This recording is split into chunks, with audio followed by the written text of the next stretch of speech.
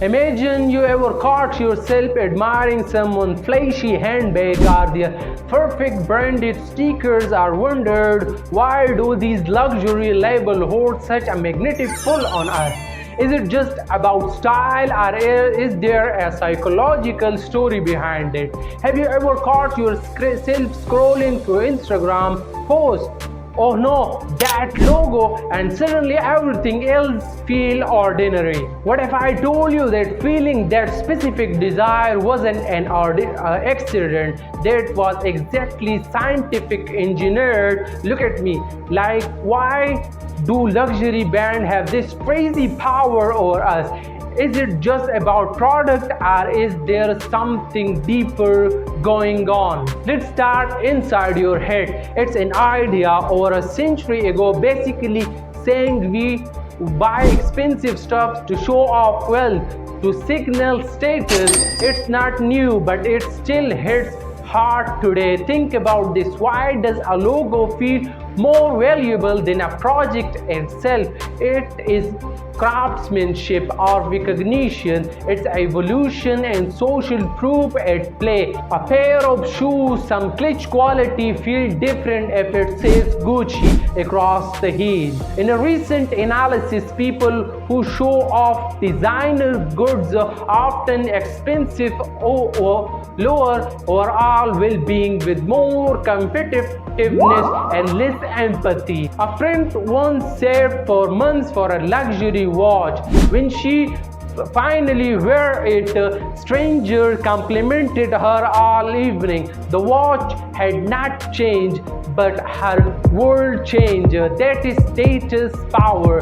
Brands thrive on your emotion. Their message is subtle but powerful. Without us, you are incomplete. With us, you are someone. This isn't just about looking good, it's about what these symbol represents. Successful brands create a sense of belonging. By owning their products, consumers feel connected to a group that represents power or status. It's not just about having the product, it's about what the product says about you to others. Luxury brands master the art of status signaling. Wearing a Gucci bag or driving a Tesla isn't just about the item itself, it's about a way to say, "Hi, I have made it." In simple terms, people buy expensive stuff to show off wealth or social status. A study published in the Journal of Consumer Research found that people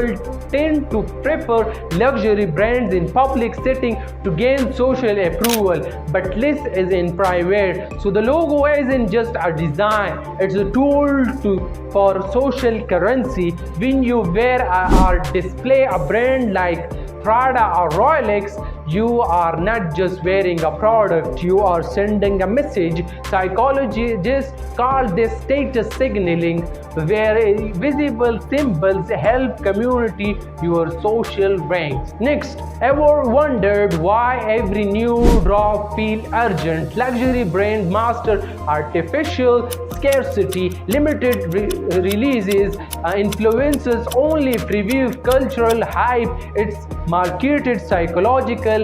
They manufacture the chase. Many brands employ collaboration, celebrity association, and even NFTs or multiverse drops just to keep demand high on business. Now, here is where things get really interesting. Luxury brands have perfect the art of making us what we cannot have through what economists call artificial scarcity. In 2017, the luxury fashion brand achieved a revenue of $3.6 billion and then destroyed $36.8 million of product of unstock. Let that sink in for a moment. Why would a company destroy perfectly good products to maintain the illusion of scarcity? When items are previewed as rare or exclusive, their value increase. Companies exploit their principle by artificial restricting product availability. This creates a sense of urgency. triggering what we know now known as FOMO, fear of missing out. According to the resale giant StockX, Nike resales can experience as much as 200% huge in resale price immediately after a release. This isn't accidental, it's by design. But how do you make people need a $500 t-shirt? You cannot, so you have to make them want it, and the master key to want it is scarcity. In fact, an analysis found that the luxury market is expected to grow from about $330 billion in 2023 to over $450 billion by 2030. This growth fueled largely by marketing that emphasizes exclusivity and status. This strategy, combined with high price tags, sets luxury apart from everyday brands and keeps that aligned alive. Reports predict luxury sales to surpass $500 billion within a few years, prove that the formula works. So what is real luxury culture? Real luxury might mean craftsmanship, durability, heritage. Fake luxury is just logos, not substances. So what happens when people want the status but cannot afford the price tag? What many consumers cannot recognize that their purchase of a fake handbag might be funding organized crime. The same network that move counter goods are often involved in much more dangerous activities. The interesting thing is that as people become more experienced with luxury, they often transition from wanting visible logos to appropriating subtle quality. It's like a secret code among those who know. Here is the shadow side. Chasing image costs us in money and credit. Spread out payments, credit cards, buy now, pay later apps. Suddenly, that bag is 10 years payment. Many refund fast fashion due to inability to pay. People buy for social media, not personal value word. We buy to look good, but if it eats your saving or triggered anxiety, that's something. It's a financial stress. The pleasure to maintain a certain image that feels psychological cost. A brand psychologist notes luxury is a lifestyle statement, but it's often not about product, it's about the ego. What they offer is a short-term fix to a deeper emotional need. As we chase validation through logos and trends, we fall into the cycle of social comparisons, constantly measuring our worth against others, never quite feeling satisfied. Here is the truth: you don't need logos, luxury, or anything else approval to earn your place in the world.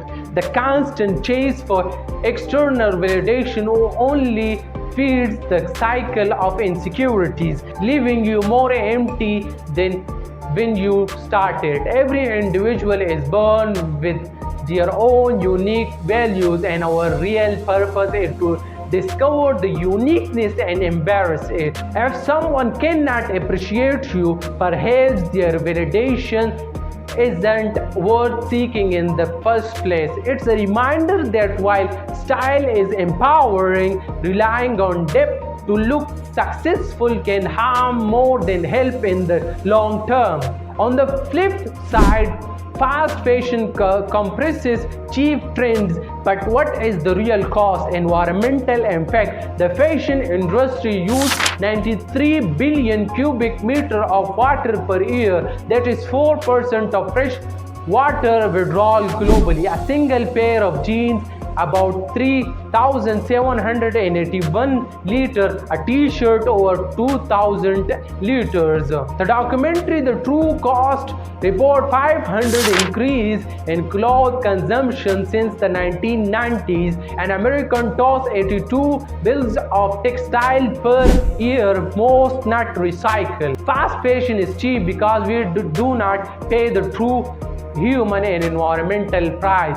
To sustain the level of production and low cost, companies moved production to developing countries to take advantage of cheaper labor and fewer regulation. The fast fashion industry involved approximately 75 million factories workers worldwide.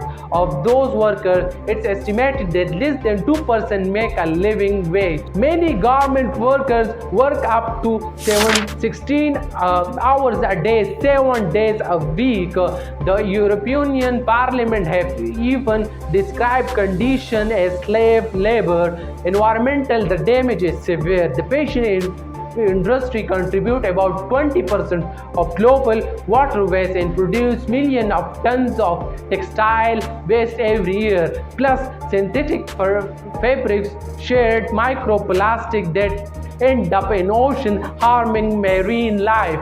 Then there are the structural dangers. In 2013, the Rana Plaza factory in Bangladesh collapsed, killed 1,100 people and injured 2,500 more. So the adaptability we enjoyed is spared by the people and plant in way we rarely see. So why do we overconsume? Because our social media, social comparison, fear of missing out, paper trends, cloth, it's a shopper treadmill. It's a loop. Brand tempt influencers, we feel pressure and buy again. Emotional significant influencer our purchasing decision. For many, shopping serves as an emotional outlet or temporary escape from stress. Research found that shopping in pleasure environment can increase happiness, leading to impulsive buying. Ask yourself, are you shopping because you need something or because you want to feel a certain way? Understanding this can help us breaking free from mindless buying. But there is a brighter news. There are alternatives. Buy less, buy better. Invest in quality, timeless price. Think quit luxury, not fast fashion flips. Second-handed or repair shoes, repaired utensils and stretch can be used. Support ethical brands, smaller brands that commit to ethical labor and environment.